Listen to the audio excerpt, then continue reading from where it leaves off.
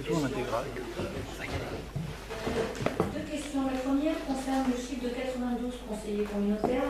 92, c'est le nombre maximal, puisque c'était entre 71 et 92, je crois. Non, 74. 74 et 92. Plus 18. Voilà, je voulais savoir qu'est-ce qui avait motivé le choix de monter jusqu'à 92.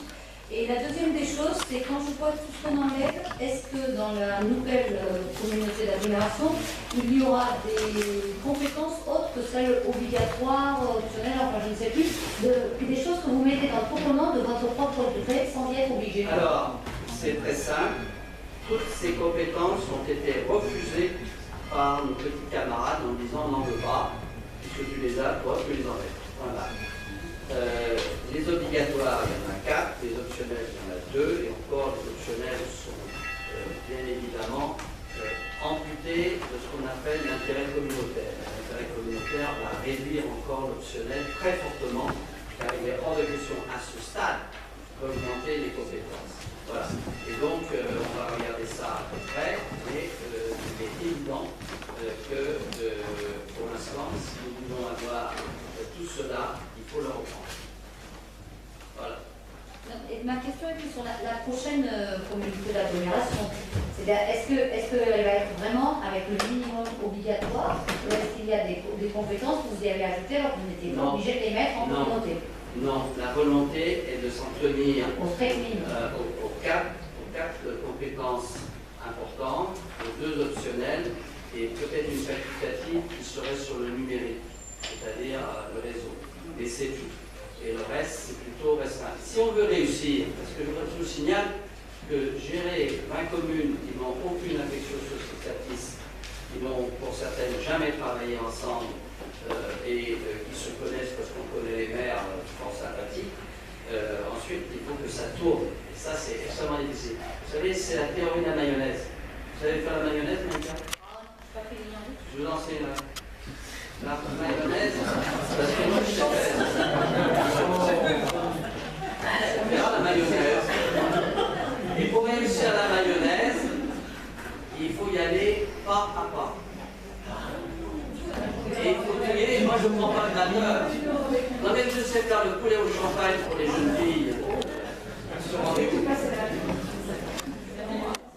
Non, la mayonnaise, moi je sais la faire, il faut rajouter l'huile doucement, et puis après, l'interco, si on veut que ça prenne, il va falloir y aller pas à pas.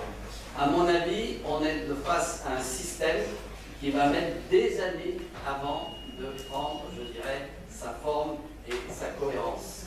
Voilà. Et donc, c'est la raison pour laquelle j'ajoute que vous avez intérêt, je m'adresse aux oppositions, c'est que vous serez représenté au CIVOM, je doute fort que vous soyez représenté à l'EPC. C'est aussi simple que ça. Voilà. Ça, je n'ai rien à dire là-dessus. En revanche, oui, ça va prendre des années, mais je vous rappelle que vous avez râlé en 2011 pour se mettre en communauté de communes avec le Ménil-le-Roi, et maintenant, il ne viendrait pas à l'idée de vous séparer du Ménil, c'est-à-dire que tout ce que vous ne pouvez plus mettre, pas transférer dans la communauté d'agglomération, vous créez un CIVO pour pouvoir continuer votre coopération avec le Ménil-le-Roi. Elle est incontournable. Ben c'est bien. Je vous rappelle qu'à l'époque, vous râliez. Mais je râlais, j'ai jamais râlé. Si vous râlez tout le temps, c'est négationniste, autant je râle. Parce que les imbécilités technocratiques, j'en ai parti la tête. Non, mais là, mais non, le problème, il est simple. C'est que nous avons, mais non, pas du tout, nous avons un bassin de vie qui s'appelle Maison de Ménil. C'est tout. Nous n'avons pas de bassin de vie avec Beson. Nous n'avons pas de bassin de vie avec Étang-la-Ville. Nous n'avons pas de bassin de vie avec Chambourcy. Enfin, quand même, regardez, mais nous avons effectivement des choses à faire avec Ménil-le-Roi et évoluer sagement vers plus encore de coopération. On est d'accord.